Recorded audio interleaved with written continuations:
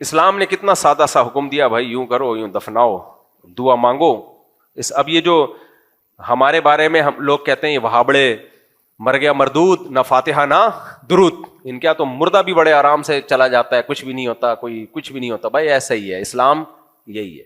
عربی سعودی عرب میں جاؤ، عربوں میں بعض کوالٹیز بہت خاندانی ہیں، بہت ان میں اسلام کی کچھ چیزیں ایسی عربوں میں باقی رہ گئی ہیں جو بڑی خاندانی ہیں. ان میں ایک یہ بھی ہے کہ میت پہ اچھل کود نہیں کرتے، وہ چیخو پکار نہیں کرتے، صبر، ما قدر اللہ، جو مقدر تھا ہو گیا، بس بڑے سے بڑے غم میں. دوسرا، جیسے ہی موت واقع ہوئی، غسل، کفن، دفن، فینش، کوئی تیجا نہیں، کوئی 40واں نہیں، کوئی برسی نہیں. بھائی دعا مانگتے رہو زندگی پڑی، اور وہ مانگتے ہیں دعا. اور ایسے لوگ زیادہ دعائیں مانگتے ہیں جو تیجے 40 کرتے ہیں، وہ فارغ ہو جاتے ہیں بریانیاں پھوڑ پھاڑ کے. تو ہم بھی اپنے والدین کے لیے آج تک دعا کرتے ہیں اور انشاءاللہ موت تک کرتے رہیں گے. سب سے زیادہ دعائیں انسان کرتا ہی اپنے ماں باپ کے لیے. بھائی ان سے بڑا محسن کون ہو سکتا ہے؟ تو ہم نے تیجا نہیں کیا، ہم نے 40واں نہیں کیا، ہم نے ابا اماں کی برسی نہیں منائی. اسی وجہ سے ساری زندگی ہم ان کے لیے کیا کرتے ہیں؟ جب دعاؤں کے لیے ہاتھ اٹھاتے ہیں، سب سے پہلے اپنے ابا اور اپنی اماں، اپنی ماں اور اپنے باپ کے لیے. اور آپ نے دیگیں لگا لی، فارمیلٹی پوری کر لی، اور دنیا کو پتا چل گیا جی ان کے ہاں ابا گئے ہیں، ہمارے ہاں تو پتہ ہی نہیں چلا بیچارہ. مجھے یاد ہے ایک مہینے بعد بھی لوگ ملتے رہے، کہہ رہے ہیں یار ہمیں یقین نہیں آ رہا کہ ایسے چلے گئے حافظ مسعود صاحب، اتنے بڑے آدمی تھے، اتنے مشہور آدمی تھے، اتنے لوگ ان کو جانتے تھے، یار ایک دم ایسے. میں نے کہا بھائی یہی ہے شریعت میں، کیا ہے ایسے ہی ہے. تو ایک تو میت کی رونمائی کی رسم غلط ہے. دوسرا، رونمائی میں ہوتا کیا ہے؟ ایک تو میں نے بتایا نا چہرے کی رونق میت کی ختم. دوسرا، اس کے ناکوں میں روئی ٹھوسی بھی ہوتی ہے، منہ میں روئی، اسی طرح سے اس کی تصویریں لی جا رہی ہوتی ہیں. آپ اپنی کبھی سیلفی کھنچواؤ گے، مفتی صاحب آپ کے ساتھ ایک سیلفی لینا ہے، لیکن پہلے میں ناک میں روئی ٹھوس لوں، اپنے روئی ٹھوسی بھی ہوگی تو پہلے نکالو گے آپ کہ برا لگ رہا ہوں. تو میت کا بھی اکرام کا حکم ہے، تو اس کے اکرام کا تقاضا یہ نہیں ہے کہ اس کے ساتھ سیلفیاں لے کے ڈالو یا اس کے ناک میں روئیاں ٹھوس کے اس کی تصویریں لو. اس کے اکرام کا تقاضا کیا ہے؟ اس کے چہرے کو فوراً چھپا دو اور اس کو اس کے ٹھکانے تک پہنچا دو، جہاں اس کی امانت ہے، جس کی امانت ہے، جس زمین کی امانت ہے، اس تک پہنچاؤ اس کو. صحابہ کرام ایسے ہی کرتے تھے. یہاں کچھ لوگ اشکال کرتے ہیں کہ نبی کریم صلی اللہ علیہ وسلم کا جنازہ اتنے دن کے بعد کیوں دفن ہوا؟ بھائی نبی کی کو موت کے بعد بھی ایک ایسی زندگی ملتی ہے، برزخی اتنی پاورفل زندگی ہوتی ہے کہ انبیاء کے چہرے ذرا بھی متغیر نہیں ہوتے. انبیاء کا تو سونے سے وضو نہیں ٹوٹتا میرے بھائی. تو انبیاء کی موت کو عام انسانوں کی موت پر قیاس نہیں کیا جا سکتا. تو نبی صلی اللہ علیہ وسلم کی جب آپ کو دفن کیا گیا اتنے دنوں کے بعد، تو بھی بالکل صحیح سالم آپ صلی اللہ علیہ وسلم کا جسد اطہر تھا. تو وہ عام آدمی اور انبیاء میں بڑا فرق ہوتا ہے. تو یہ عام آدمی کا حکم ہے. تو میں وہ اصل ٹاپک کی طرف آتا ہوں. تو میں یہ کہہ رہا تھا کہ دیکھو، انسان کی جیسے ہی موت واقع ہوتی ہے، فوراً اس کے اندر کا گند باہر آنا شروع. تو انسان کا جو میٹیریل ہے وہ اس قابل نہیں ہے کہ اس کی وجہ سے انسان کی عزت کی جائے. تبھی تو شیطان نے کہا تھا خلقتنی من نار وخلقتہ من طین، جس کو تو نے مٹی سے، اور مٹی بھی بدبودار مٹی، کھنکھناتی مٹی. بچہ جب ابتدائی دنوں میں حمل ضائع ہو جائے نا تو انتہائی بدبودار ہوتا ہے، وہ سخت اسمیل آتی ہے اس سے. جب وہ خون کا لوتھڑا بنتا ہے، گوشت کا لوتھڑا بنتا ہے، انتہائی بدبودار ہوتا ہے. تو مٹی بھی بدبودار مٹی، من حمأ مسنون. تو شیطان نے اعتراض انسان کے میٹیریل پہ کیا. جس میٹیریل سے اس میں جو مال ڈالا گیا ہے وہ تو گارا ہے، وہ تو مٹی ہے، تو مجھے تو نے آگ سے بنایا، میں کیوں اس کو سردہ کروں؟ تو قرآن کیا کہتا ہے؟ انا خلقناہم مما یعلمون. تمہیں جس چیز سے بنایا گیا ہے وہ ہمیں معلوم ہے. اللہ نے اس کا نام بھی نہیں لیا اس موقع پہ. تو کیا مطلب؟ تمہارا میٹیریل اس قابل نہیں ہے کہ تمہاری عزت کی جائے اور تمہیں جنت میں داخل کر دیا جائے کہ تم بڑے مشک اور عنبر کے ٹیلوں سے بنایا گیا تھا. اور آپ کا نام کیا ہے؟ عبد الاحد نام ہے نا. عبد الاحد بھائی سے وہ خس کی خوشبو لے کر اس میں ملایا گیا، پھر اس سے انسان کو بنا کے اس میں آنکھیں، سونے کی آنکھیں فٹ کی گئیں، اور ناک چاندی کی لگائی گئی، اور کان جو تھے اس میں وہ مشک و عنبر کے بنائے گئے, اور جب انسان جو ہے کان سے میل نکالتا ہے تو چاندی کے ٹکڑے نکلتے ہیں, اور منہ سے جب تھوکتا ہے تو شہد کی نہریں نکلنا شروع ہو جاتی ہیں. ایسا کچھ بھی نہیں ہے. تو جو ہمارا میٹیریل کسی کام کا نہیں ہے, تو فضیلت کے لیے اور جنت کے لیے عمل کے علاوہ اب ہمارے پاس کوئی آپشن نہیں. یہ بالکل ایسے ہی ہے جیسے ہم کہتے ہیں نا, بھائی تیری شکل تو اچھی ہے نہیں, کم از کم بات تو اچھی کر لیا کر. کراچی میں یہ بہت کہا جاتا ہے, یار انسان کی شکل اچھی نہ ہو تو کم از کم بات تو اچھی کر لے. شکل کی وجہ سے تو تجھ سے محبت ہو نہیں رہی ہے, بات اچھی کر لیتا تو ہم تجھ سے محبت کر لیتے. نہ شکل اچھی نہ بات اچھی. تو اللہ تعالیٰ بھی یہی انداز ہے کہ تم جس چیز سے بنائے گے وہ اچھا نہیں ہے. ہمیں تم سے محبت تمہارے میٹیریل کی وجہ سے نہیں ہے. تمہاری باڈی سے اچھے اعمال نکلیں گے تو اچھے بن جاؤ گے, اچھے اعمال نہیں نکلیں گے تو شیطان سے بدتر ہو جاؤ گے تم. تو اس لیے دنیا میں بھی عیش کر رہے ہو اور آخرت میں بھی یہ امیدیں لگا کے بیٹھو کہ ہم سب جنت میں چلے جائیں گے. تو کیا ہے, کیا تمہاری باڈی میں کیا قمقمے لگے ہوئے ہیں بھائی؟ کیا ہم کہتے ہیں نا کہ تیرے سرخاب کے پر لگے ہوئے ہیں جو میں تجھے اتنا پروٹوکول دوں, بیٹھ جا آرام سے کنارے پہ جا کے. باراتوں میں ایسا ہوتا ہے نا کہ کھانا مجھے نہیں ملا, تو کیا کہتے ہیں, تیرے سرخاب کے پر لگے ہوئے, آرام سے بیٹھ جائے, جب سب کو ملے گا تجھے بھی مل جائے گا. تو اللہ تعالیٰ بھی کہہ رہے ہیں کہ انا خلقناہم مما یعلمون, ہم نے جس چیز سے تمہیں بنایا ہمیں پتا ہے.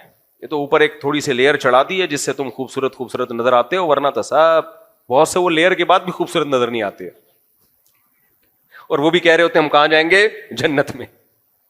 ہم کہاں جائیں گے یار؟ ایک واقعات یاد آتے ہیں, کیا کروں, بیان کر لوں گا. آپ کو غصہ تو نہیں آ رہا؟ مجھے لگ رہا ہے آپ کا موڈ آف لگ رہا ہے, کچھ محسوس ہو رہا ہے مجھے. اچھا خیر, بس چھوڑو یار, وہ واقعہ نہیں سنا رہا, وہ کسی کا نام آ جاتا ہے اس میں. ایک صاحب آئے, وہ تھی نا فنکارہ, نہیں ہے رابعہ, ابے رابعہ بصری نہیں ہوئے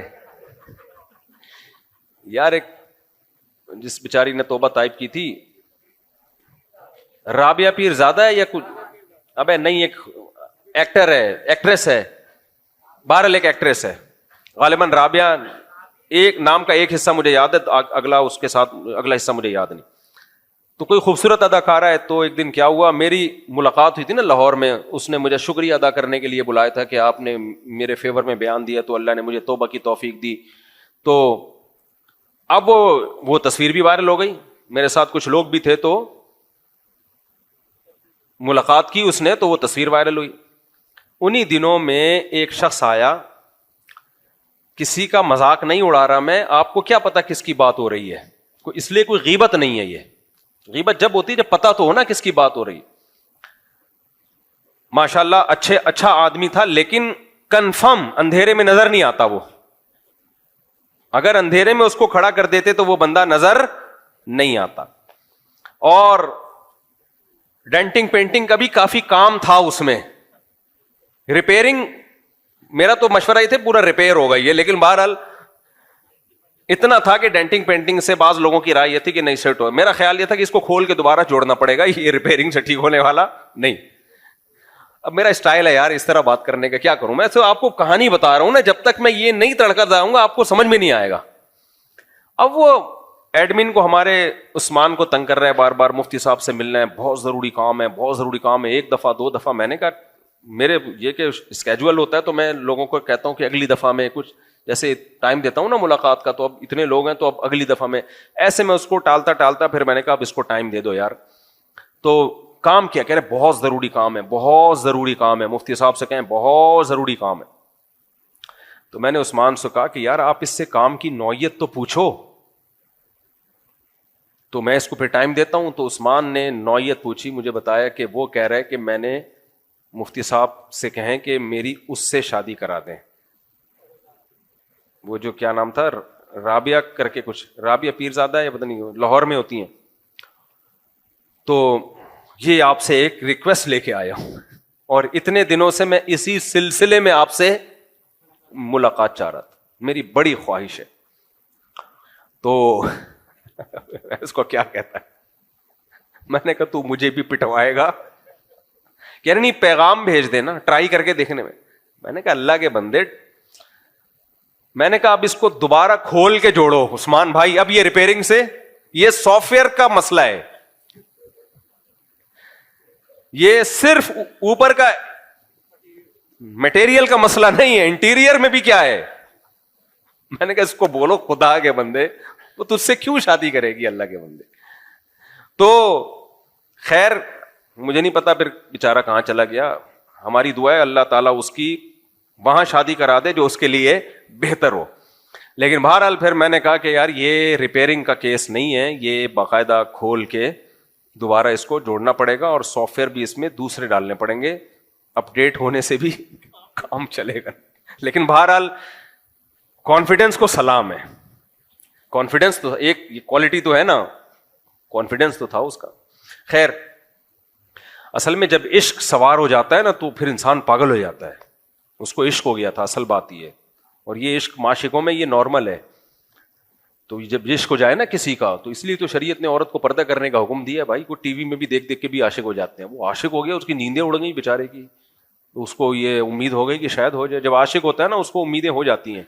تو میں نے کہا تو عاشق ہو گیا, مجھے کیوں پٹوا رہا ہے بھائی تو. اس کو پیغام بھیجوں گا, میرے پاس نمبر بھی تھا ان کا, میں نے کہا پیغام بھیجوں گا, بولیں گے وہ پہلے تو وہ کہے گی مفتی صاحب ڈرامہ کر رہے ہیں میرے ساتھ, مذاق کر رہے ہیں میرے ساتھ.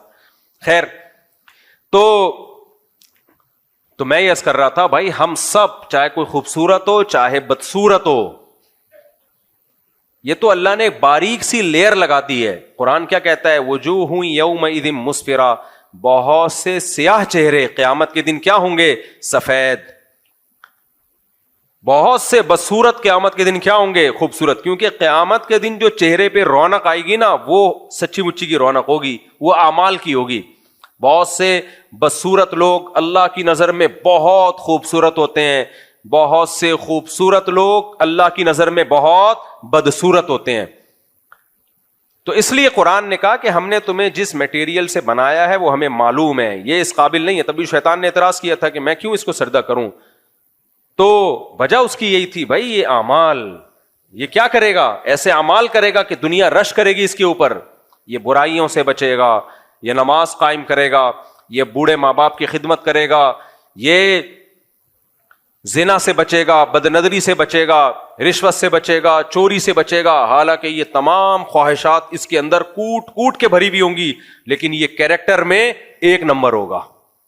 ایک نمبر کردار کا آدمی جتنا مرضی بدصورت ہو, لیکن کیریکٹر اللہ کی نظر میں اس کو اونچا کر دے گا. اور دونوں کتنے خوبصورت ہیں دنیا میں ہم نے دیکھے ہیں, بد کردار ہوتے ہیں بس, اور جھوٹ بولتے ہیں اور دھوکہ دیتے ہیں لوگوں کو, نماز چھوڑتے ہیں, قضا کرتے ہیں نماز, کوئی اہمیت نہیں ان کے, بلکہ نمازوں کا مذاق اڑاتے ہیں. تو کتنا مرضی ہینڈسم ہو, خوبصورت ہو, اللہ نے کیا کرنا ہے. تو اللہ کہتے ہیں ہم نے تمہیں جس میٹیریل سے بنایا نا وہ ہمیں معلوم ہے, تو اچھا عمل کر کے اچھے بن سکتے ہو اور جنت کے حقدار بن سکتے ہو. تو مشرکین مکہ جو اپنی صحت پہ, خوبصورتی پہ, مال و دولت پہ ناز کر رہے ہیں, اللہ نے کہا یہ ناز بنتا نہیں ہے تمہارا. عمل لے کر آؤ گے تو آخرت ملے گی, عمل نہیں لے کر آؤ گے تو آخرت میں کوئی حصہ نہیں ہے تمہارا. تو میرے بھائی یہ مشرکین کے بارے میں نازل ہوئی, لیکن آج ہم بھی اسی خوش فہمی میں مبتلا ہیں. دنیا میں اللہ کو وہی یاد کرتا ہے جو کسی پریشانی میں آ جائے, پھر وہ سمجھتا ہے کہ یار آخرت میں بھی کچھ پریشانی ہو سکتی ہے. لیکن دنیا میں جس کو خوشیاں مل رہی ہیں, ساری حاجتیں پوری ہو رہی ہیں, سب کچھ, ساری ضرورتیں پوری ہو رہی ہیں, سب سے زیادہ اللہ سے غافل بھی وہی ہوتا ہے. تو اس لیے یہ غفلت کے پردے انہی لوگوں پر آتے ہیں جو دنیا میں خوشحال ہیں. وہ سمجھتے ہیں ہم یہاں خوشحال ہیں تو وہاں بھی کیا ہوں گے, خوشحال ہوں گے. تو اللہ نے فرمایا کلا, نا نا نا, یہاں کی خوشحالی تو آزمائش ہے, اصل تو آخرت ہے جو ہمیشہ والی زندگی ہے. یہاں اچھا کرو گے تو وہاں اچھا ملے گا, یہاں برا کرو گے تو وہاں انجام برا ہوگا تمہارا.